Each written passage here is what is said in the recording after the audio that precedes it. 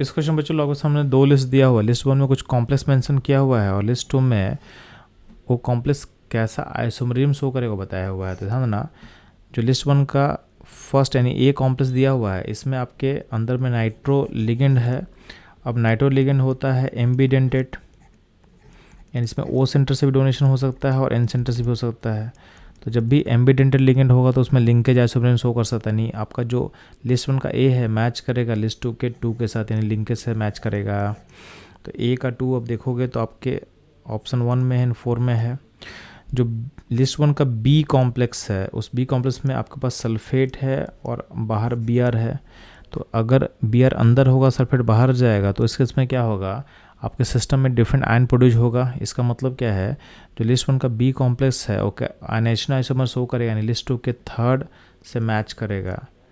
तो बी का थर्ड, ए का 2 एंड बी का थर्ड, यानी आपका जो ऑप्शन 1 होगा करेक्ट हो जाएगा। बाकी अगर हम चेक कर लेते हैं तो लिस्ट 1 का जो सी है उसमें जो कॉम्प्लेक्स मेंशन किया हुआ, उसमें अगर आप मेटल को अगर एक्सचेंज कर दोगे तो उनके कोऑर्डिनेशन एनवायरनमेंट अलग हो जाएगा। तो उसके इसमें जो आइसोमरिज्म एग्जिबिट करता है उसको बोलते हैं हम लोग कोऑर्डिनेशन आइसोमरिज्म। यानी इसका लिस्ट 1 का जो सी है लिस्ट 2 के 4 के साथ मैच करेगा। और नेक्स्ट डी वाले में क्या है कि अगर क्लोरीन को तुम अंदर लोगे और वाटर को बाहर लेना स्टार्ट करोगे तो उस केस में क्या होगा, वाटर एज ए सॉल्वेंट की तरह होता है। तो उस केस में अलग अलग अगर हम फॉर्मूला क्रिएट करेंगे तो उस केस में अलग अलग वाटर मॉलिक्यूल निकलेगा।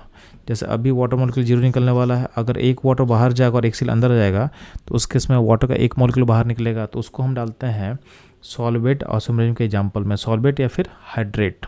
ठीक है, सॉल्वेट या फिर हाइड्रेट आइसोमरिज्म इसको हम बोलते हैं। तो जब भी अलग अलग जो आइसोमर उसमें डिफरेंट सॉल्वेंट का पार्टिकल अगर निकलता है तो उसको आप डालते हो सॉल्वेट या फिर हाइड्रेट में, यानी डी मैच करेगा 1 के साथ। तो हमारा जो करेक्ट आंसर होगा ऑप्शन 1, जो कि ऑलरेडी हम लोग टिक मार चुके हैं। तो ये था इस क्वेश्चन का एनालिसिस एंड सॉल्यूशन। मूव करता हूँ नेक्स्ट क्वेश्चन पे।